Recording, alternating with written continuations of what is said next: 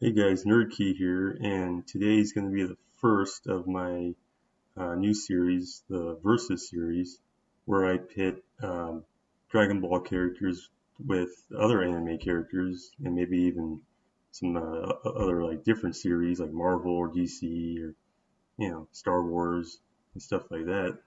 So today it's going to be Kid Goku from Dragon Ball versus Naruto from the first series, first Naruto series. So this should be good. All right, let's get this underway. So I'm going to kind of break down certain things. First, I'm going to do the timeline. So the time would be for Kid Goku would be just after the second World Martial Arts tournament that he was in, where he fought Tien and just barely lost. I mean that was pure luck. But anyway, so at this point, he knows, like the after image and the Kamehameha wave and all that.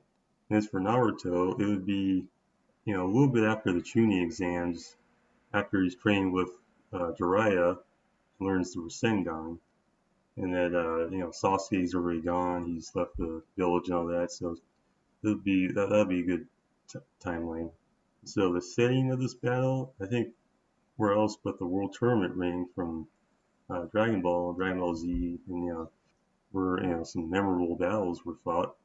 All right, let's break down the moves. So for Goku, he has the Kamehameha wave, the Jake and Fist technique, and the after image technique, which he can multiply. And for Naruto, it's Shadow Clone Jutsu, which he uses like every single fight, every single time, just like Goku uses the Kamehameha. And so Shadow Clones, the Uzumaki Barrage, and the Rasengan. So now special power. All right, this is good. Each one has sort of special ability that they can unleash. Oh, in the case of both of them, they could kind of do it without realizing they're doing it. So for Goku, it's the Great Ape form, of course, where he looks at the moon and he turns into a Great Ape. That's if he has his tail on the original Dragon Ball. He has his tail.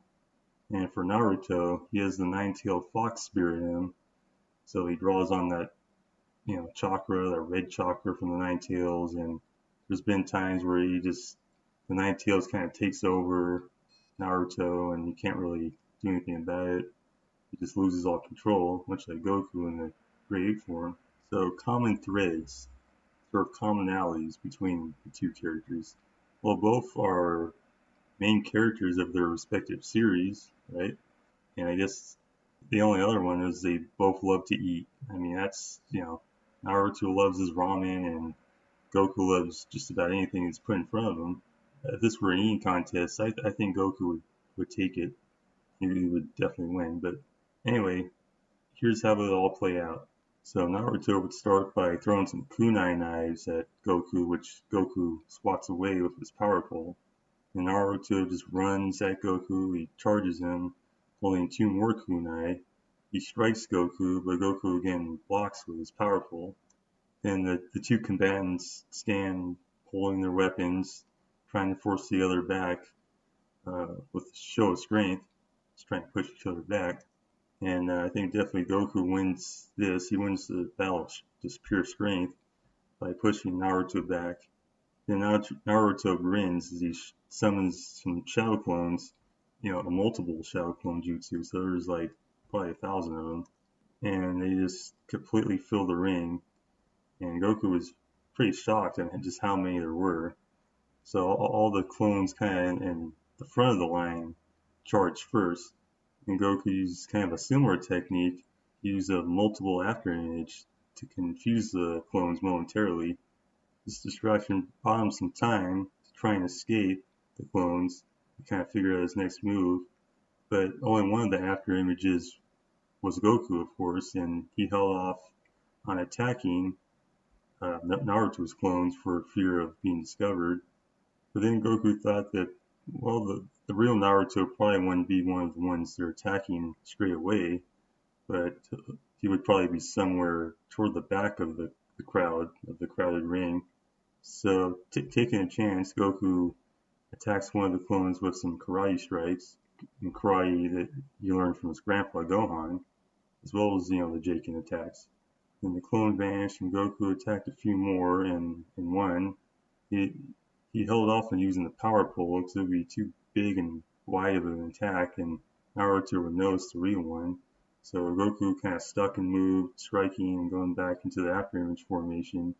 But then when all the shadow clones attacked him at once, Goku had no choice but to fight using his power pole. He used the power pole extend, which he used to clear a few hundred of the clones with a single sweep. But this of course gave him away. But so too did it give away Naruto's position, who charged foolishly at Goku, who jumped up as high as he could into the air. He then gathered most of his ki for a Kamehameha wave. Naruto saw what he was doing and using another clone and calling off the rest. Naruto calls on his chakra for a Rasengan, and the blasts clash. But when Goku starts to fall because he hasn't learned to fly, at this point, he calls on the flying Nimbus to catch him. All this while maintaining the Kamehameha with great accuracy. Since the Kamehameha wave multiplies the user's power, Goku easily pushes Rasengan back at Naruto. But of course, Naruto being a ninja meant he had a few tricks up his sleeve. So the blast that should have hit Naruto instead sliced right through a piece of wood that Naruto had turned to at the last instant. It was a substitution jutsu. A pretty clever move to use if you're in a bind. So Goku jumped down from the Nimbus cloud as he looked around for the real Naruto. But then Naruto appears behind him and says, "How about no more tricks? Let's fight." And Goku turns around and says, "That's just what I was thinking." So then the two fighters get into their martial arts stances and square off with each other. This time, Goku goes on the offensive. He used some basic karate moves, which Naruto blocks, until he used the Jake and Fist rock, paper, scissors. He set the ninja flying with the clenched fist signifying rock. Naruto got up and charged Goku, throwing two shurikens that Goku dodged. He dodged them both. Then Naruto summoned two more shadow clones, went and kind of did a high kick, kicking Goku, saying the same, flying upward into the air.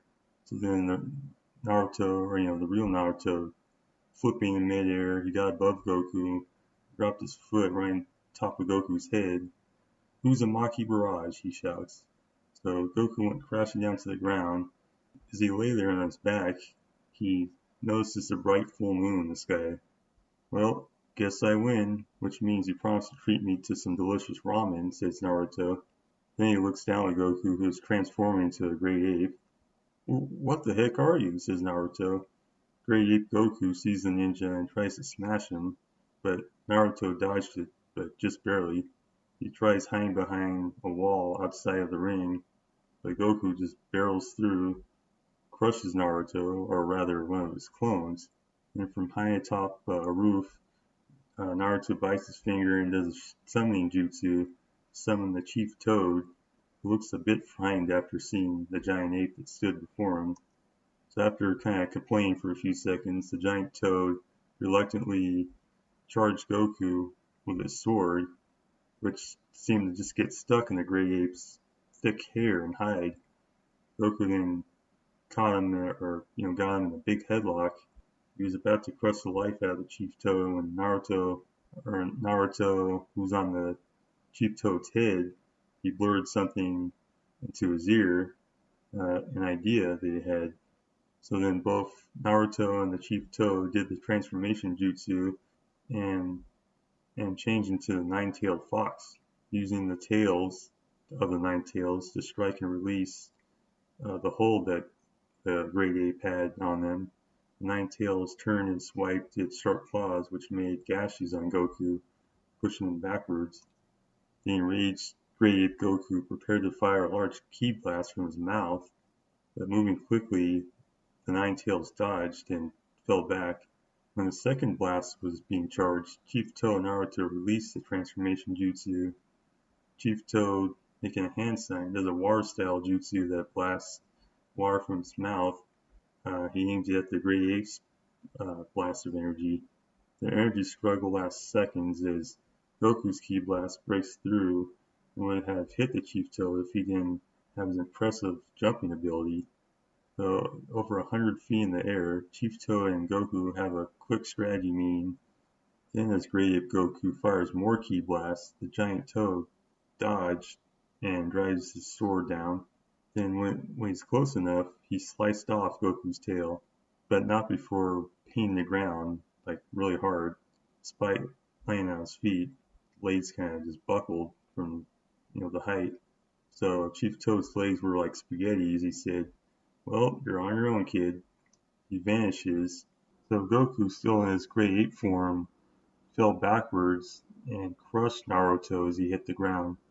And once Goku was, finally himself again, when he changed back to himself, he woke up after a few hours of sleep to see that the match was over.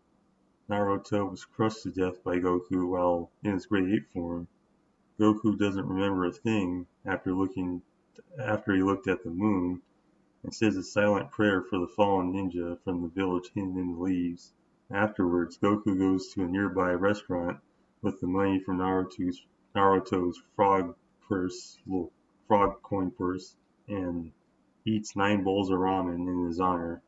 Alright, you guys, that's how I think it would play out. I mean, this is all subjective, so feel free to let me know in the comments what you think would happen if these two faced off. And don't forget to subscribe for more videos, and I will see you all in the next one.